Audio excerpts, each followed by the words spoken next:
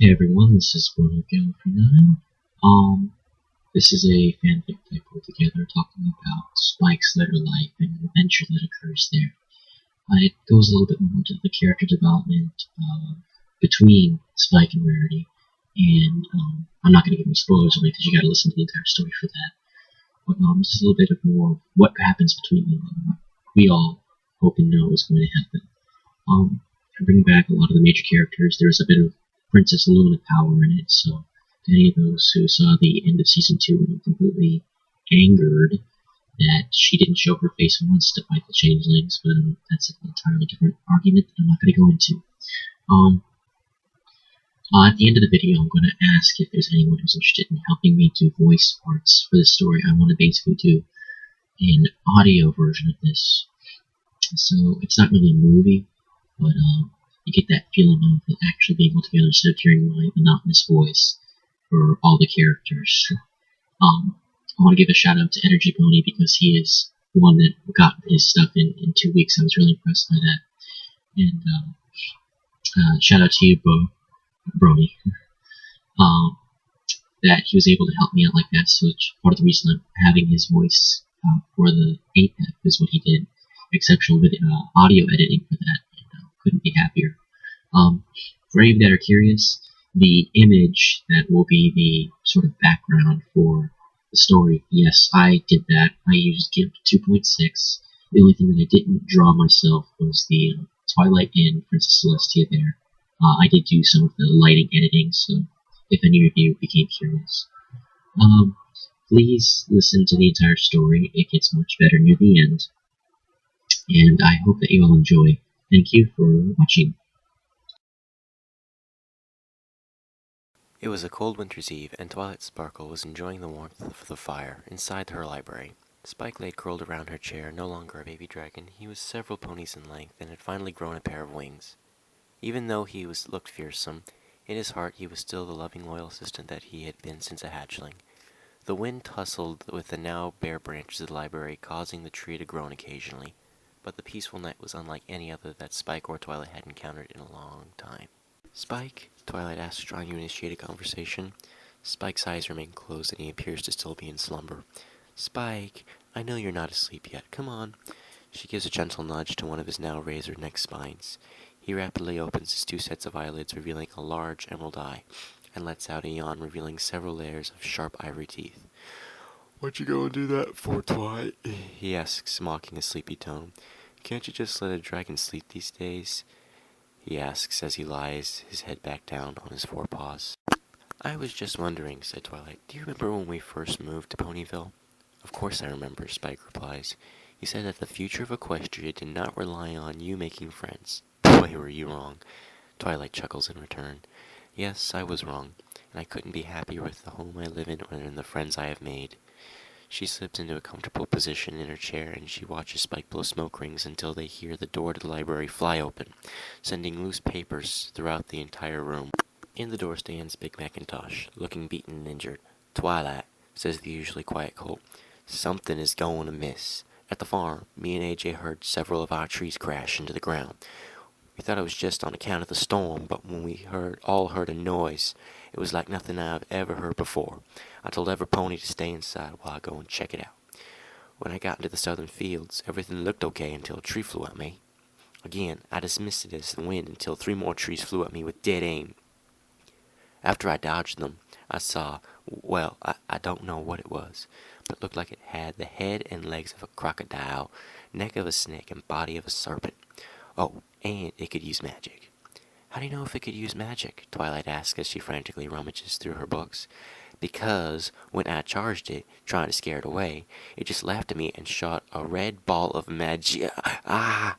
Big Mac falls to the floor, but Spike is able to catch him and lower him down. When he's in the better light of the fire, Twilight and Spike can both see that along his left flank is an enormous wound that burned all the way down to Big Mac's hip. What happened?" Twilight asks in shock. "I couldn't dodge the fireball he shot at me, and it knocked me out," Big Mac replies. "When I came round, the monster was gone. I limped home as fast as I could, seeing the family was safe. I ran here as soon after to see if you could come and help." "Big Mac," shouts the out-of-breath voice of Applejack. "What in tarnation is going on? You just stormed into the house, shouted as if you'd seen a ghost, and took off without an explanation. I've been chasing you down for the past half hour, and I want some answers. Applejack stops when she sees her brother's wounds, and immediately runs over to him by the fire. Big Mac, was there something in the orchards? Yep, Big Mac says between his clenched teeth, while Spike dresses the wound. Did it do that to you? Applejack asks, horrified.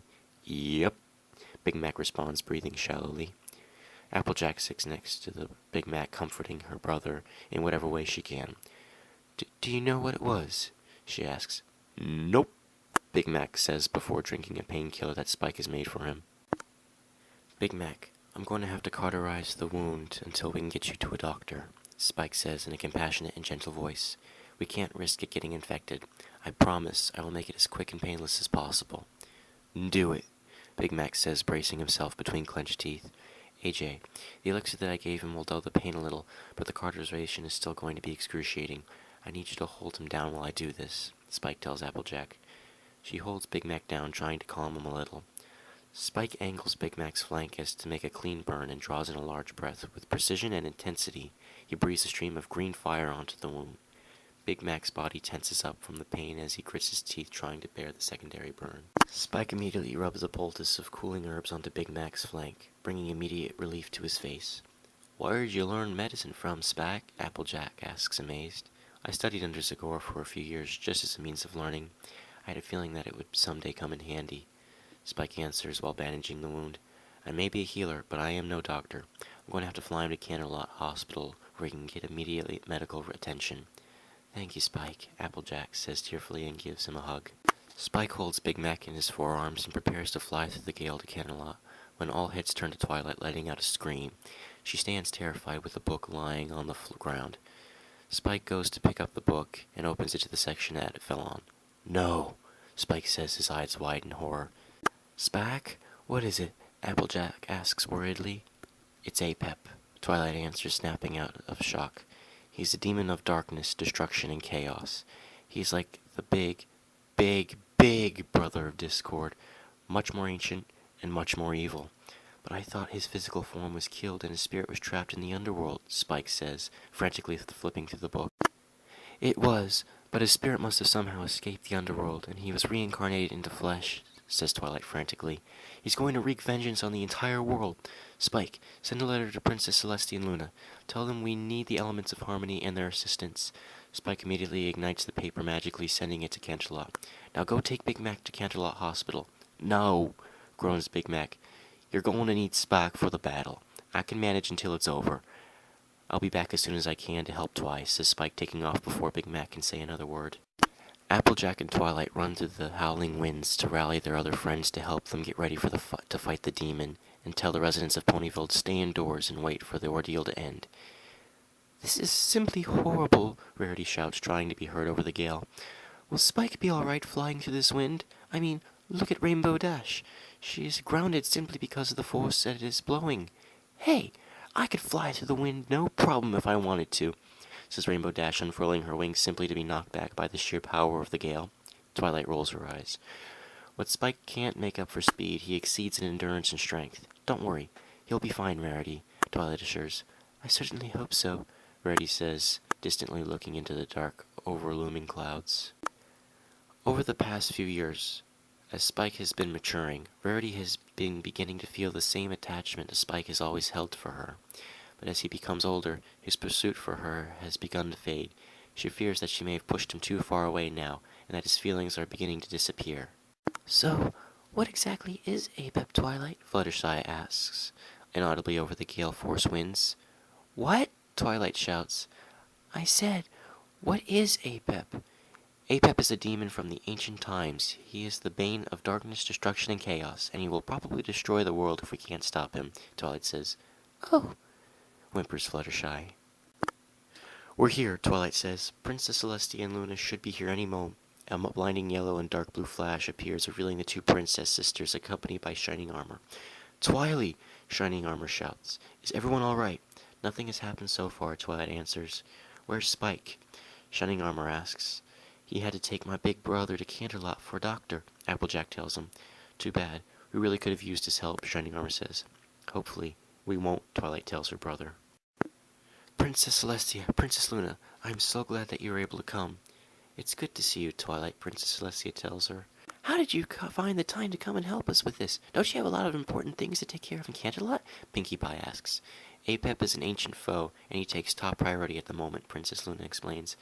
I have brought the elements of harmony as you asked, Twilight. Equip yourself and your friends, and we will go to confront the monster together. Princess Celestia asks while she hands the chest containing the most powerful weapons in Equestria to Twilight.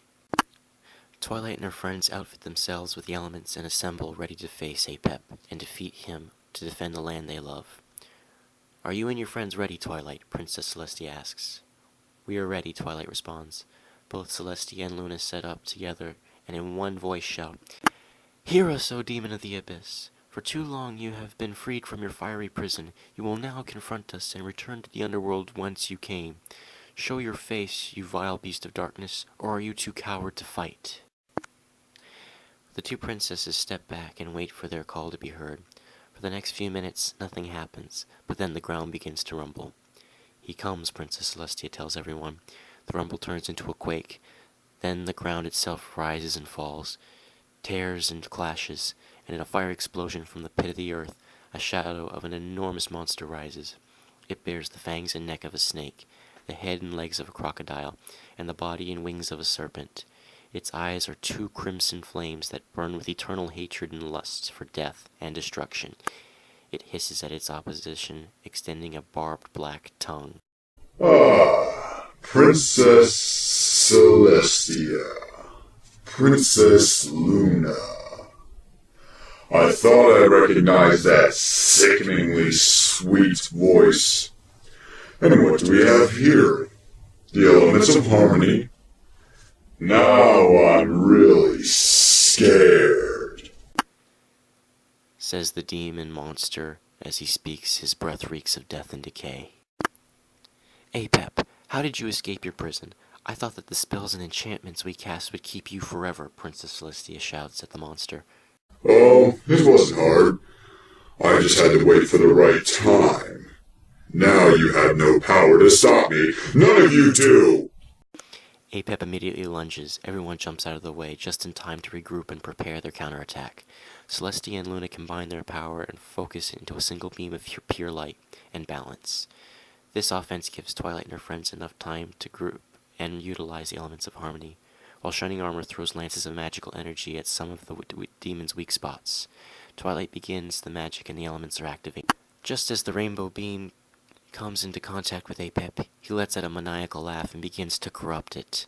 The darkness travels all the way to Twilight and her friends, causing a large explosion that knocks everyone, including the Princess Sisters, back. The elements of harmony are tarnished and black. Princess Celestia and Luna are unconscious, and Shining Armor becomes weaker, creating a force field protecting everyone from the assault of magic and fangs from Apep. Twilight tries to use the elements again, but they simply lend more strength to Apep. Shining Armor's force field fails, and Apep takes a final lunge to everyone. Shining Armor jumps to protect his sister, Princess, and friends, but is swept aside with Apep's sharp talon, leaving a large gash across his chest. Twilight unleashes an assault of magical spells to try and ward off Apep, but is to no avail. As a last resort, Rainbow Dash dives in an attempt to sonic Rainbow to at least disorient the monster and help her friends escape, but she is stopped by a beam of energy that has her come crashing down to the earth. Twilight is hopeless. Her friends are injured and incapacitated. Shining Armor lays bleeding to death, and the princesses have been overtaken by Apep's power. She looks up one more time to face her enemy as she prepares for the final blow. Apep raises his arm, reciting an incantation of ancient evil language. Twilight closes her eyes and takes in the feeling of the wind through her hair, preparing to die. Apep now holds a monstrous crimson ball of energy, snapping and popping with power, waiting to do its evil task. Do you know what this is? Apep asks triumphantly. Twilight ignores him, trying to enjoy her last remaining moments alive. This is a draconic orb of devastation. This here will ultimately destroy you by bringing your greatest fears and nightmares to life. You will be tormented until you have no more will to live, and I will engross all of your energy in magic. Nothing will be able to stop me now. Have you any last remarks? Twilight says nothing and lets a final tear roll down her cheek. Apep and raises his arm for the final blow. Apep lets out a monstrous war screech ready for the kill, when an even louder roar shakes the earth. Apep has only enough time to look up before a green inferno envelops him, causing the orb to die out. Following the flames, Spike impacts Apep with enough force to throw him back several hundred yards. Spike recovers from the strike and stands defensively between the demon and his friends. He unleashes another roar and charges at Apep, knocking him down again. The two embrace in a death roll, neither one willing to break. Spike's scales allow him to be protected from Apep's poison fangs, but his wings are shredded and bloodied when they finally break apart. Spike and Apep circle each other, hurling several mock blows and hisses. Finally, Apep speaks to Spike in a cool and sinister voice. You are actually a challenge. I have not had a challenge in over a millennia. However fun it will be to destroy you, we can also be even greater together. What do you say? Join me. Help me take over this pathetic world, and I can give you anything your heart desires. With a snap of his fingers, Apep shows Spike an illusion of a life he has always wanted, a life with Rarity. He sees their wedding day, he sees their children, and finally he sees them together forever. Isn't that what you always wanted? Apep asks. Yes, it is, Spike confesses. She can be yours. All you have to do is join me. Spike looks at Rarity, beginning to come back around from the explosions. Their eyes meet for an instant, and Spike makes his decision. He shouts and releases a jet of green flame that Apep dodges with ease. Your choice, fool! Apep laughs, and with a backhanded blow knocks Spike momentarily, dazing him. Twilight, seeing Rarity coming back around, runs to her side and helps her up. What happened? How are we still alive? Rarity asks. Spike. He came back like he promised, Twilight responds. He's been amazing. I've never seen him like this. He's giving everything he has to protect us. Rarity looks from him on the battleground, putting aside any and all doubt in her heart for Spike. Apep takes his chance to deliver the final blow and summons another ball of red energy, while Spike is still disoriented. Rarity sees Apep cast the ball to Spike and shouts a warning to him. He looks around and sees the ball hurtling towards him, and takes a breath in, ready to deliver his final attack on Apep. Just before the ball hits Spike, Rarity jumps in the way and absorbs the orb, falling to the ground with a final scream. No! Shouts Spike, catching her before she hits the ground. Spike cradles Rarity, hot tears rolling from his eyes. No, no, no, he keeps saying. Rarity opens her eyes weakly and looks up into Spike's now tear-stained face. Yes, Spike, I had to. You're now the only one who can defeat Apep. You have to. For Ponyville. For Equestria. For me. Rarity begins to take a shallow, raspy breath, trying to gain enough air to say one thing more. Twilight, Rainbow, Pinky, Applejack, and Fluttershy now all encircle the Spike and Rarity, tears rolling down all of their eyes. Rarity gathers up her strength and weakly says, Spike, I love... Spike puts a finger to her lips like she did so many years ago and gives her one final kiss. Rarity slowly closes her eyes and takes her final breath in the embrace of the one she loves. A lightning strike fills the sky as Spike releases a mournful bellow and lets loose a jet of flame. Rain begins to fall on Equestria, but Spike doesn't care. He holds his lost love for what he feels like an eternity, when his mourning is interrupted by the murderer. Oh, too bad. I warned you that your choice was foolish. Now you see the repercussions. And all you wanted was to be with her so bad. You wanted her to love you. You wanted a life together, and now you have nothing. Rainbow lets loose a cry and charges at Apep, but Applejack grabs her tail and stops her. No, Rainbow. It's not worth it. I'm not losing another friend today. Rainbow compliantly drops to the ground and begins to sob, something she has never before experienced. Apep approaches Spike, still holding on to Rarity as he puts a hand on his shoulder. After a while, Spike mumbles something inaudible. What was that, brother? Apep asks, leaning in closer. Spike mumbles again. Spike want. So you have finally chosen to join me? Spike does not answer, but simply says louder, Spike want. That's it, Spike. Join with me. Take my claw, and we will make this world suffer for all the sadness that you have been through. Join me. Apep puts out one of his claws ready for Spike to accept it, his offer. Spike reaches forward, causing Apep to grin, preparing to accept his new minion. But in surprise, Spike doesn't grasp his claw, but his throat. Spike, want, he continues to chant and finally opens his eyes, revealing two pupilless emerald eyes staring with rage and hatred. Apep, finally shaking the death grip, steps back and shouts, Spike wants what? Putting Rarity down, Spike stands to his full height, takes in a deep breath and shouts, Spike, want! And an enormous spout of flames. The once decent-sized dragon now stands over 40 feet tall, his eyes glowing green and smoke streaming from his nostrils. Apep leaps back in surprise and prepares to fight. What do you want? Apep screams, casting a red orb at Spike. The ball hits Spike in the shoulder and vaporizes harmlessly. With a thundering step, Spike advances. Spike, want! He continues to bellow. Apep now frantically attacks Spike. Apep, originally twice Spike's size, is now a whole head and shoulders below the dragon. At first, Spike is taken off guard, but then is able to overpower Apep, pinning him down, and crushes both the demon's wings in his mighty jaws. Apep screams in pain and spits venom into Spike's face. Simply closing his membranous eyelids, Spike is unperturbed by the desperate attack. Spike raises his claw in the air and brings it down upon the earth with an enormous boom.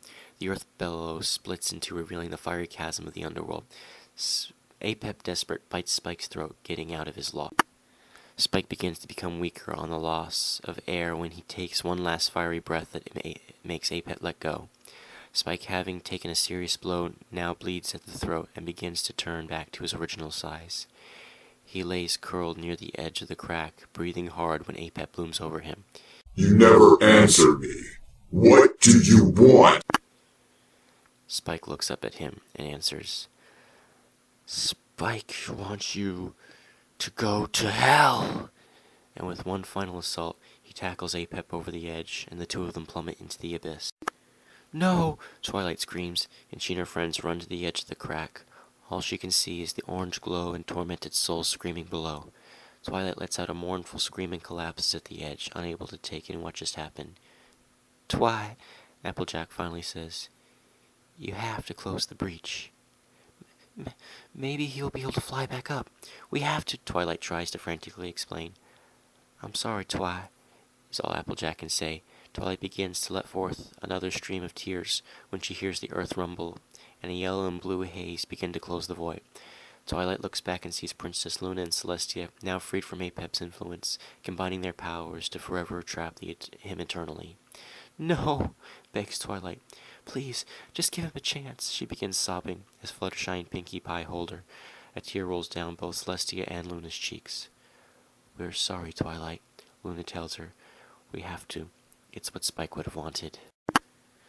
Twilight becomes hysterical and watches the void become smaller and smaller and smaller until only a crack with fiery light still remains.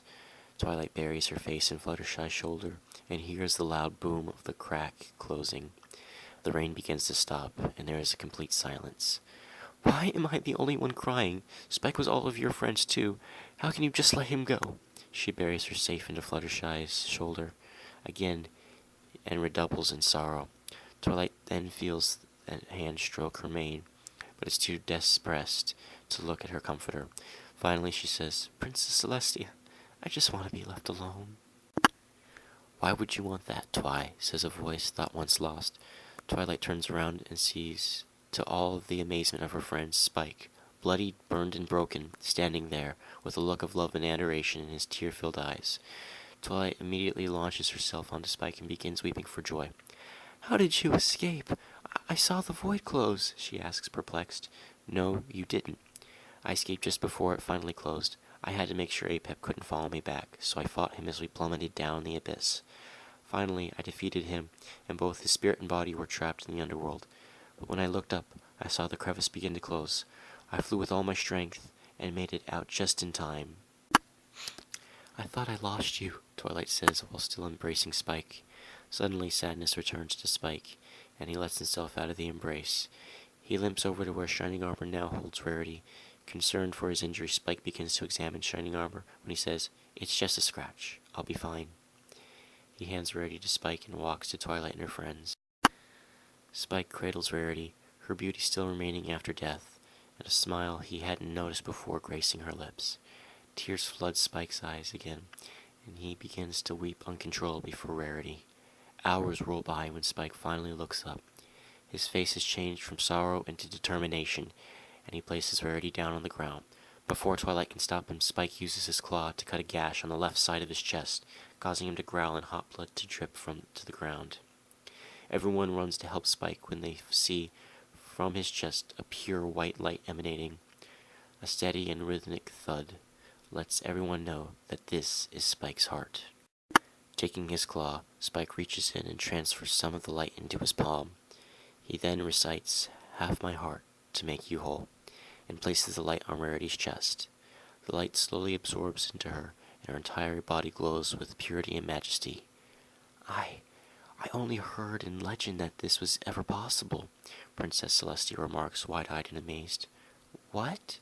Twilight asks, confused, but her question is cut short when the glowing Rarity elevates into the air, and finally, in a blinding flash, opens her eyes and takes in a new breath of life. It is said that a dragon can give half of his heart to any pony as long as it is pure and the dragon's intentions are good. Princess Celestia explains, "The heart can heal any illness or injury. The pony who shares a dragon's heart shares their every strength and weakness, and will only die when the dragon that gifted their heart will die. They are united for eternity, as one." Twilight looks at Spike, still unbelieving of what had just occurred. Spike helps Rarity down to the ground and holds her in his arms. Looking into her eyes, he tells her, "I love you too," and they kiss, allowing hope and love to fill their shared hearts. A few months later, Twilight is back in her study by the fire with Applejack, Rainbow Dash, Fluttershy, and Pinkie Pie, listening to the howling of the wind. Since their battle with Ape, Shining Armor returned to his wife with new battle scars and fantastic stories for his friends. Big Mac returned with a clean bill of health and the fully recovered leg. All has ended well, and what should be joy in Twilight's heart begins to become sad, knowing that the group is incomplete. When the door to the library swings open and the wind starts to scrape the entrance, Rarity and Spike walk together, Spike shielding Rarity from the wind with one of his now healed wings. "What are you two doing here?" Applejack asks, surprised. "You newlyweds should be together alone for a little while before getting back with your friends." Spike curls around the ponies and Rarity lays against his side, sitting into a comfortable position. "Newlyweds we may be," Rarity tells them, "but that does not mean that we want to be away from our friends." Spike rolls onto his side, revealing the scar that saved Rarity's life. Still not quite healed, but looking as majestic and noble as anything. As a last adjustment, he lays his head beside Rarity and shoots a flame into the fire, making it grow to keep the warmth of the night continuing. And the 7 friends all sat together, talking about old times, their own endeavors over the last few days, weeks, and months. The wind blew outside, but it did not disturb them. With love in their hearts and laughter on their tongues, the warmth of friendship kept the fire going all night long. The end. Well, I hope you all enjoyed the video. As I said, this was an okay draft. I've got a bit of sinuses right now, and my voice is very cracked. Sorry if the sound was a little bit off and whatnot, but I just want to get this out there so all of you could hear it. I want to do a later video that is much better in quality, and hopefully I can use many voices to act out each individual person's part. That way it'll sound like not a movie, but more interesting. If you are interested, you can email me at bonnieofgallifrey9@gmail.com. We'll have a link along the bottom right about now telling you where to email me, or just shoot me a message on YouTube. Tell me what part you're interested in auditioning for, and I will send you the information. If you do a good job, or if you reply at all, I'll probably give you the entire script and hopefully, have a finished product anywhere between now and the maximum of 4 months. It's been 2 months that I spent trying to get everyone together for the first time on this video. So, I just hope it all works out. Thank you for watching, if you watched all the way through, and I hope that you all enjoy and subscribe, and let me know if you have any more information. This is Bernie of Gallifrey 9 signing out.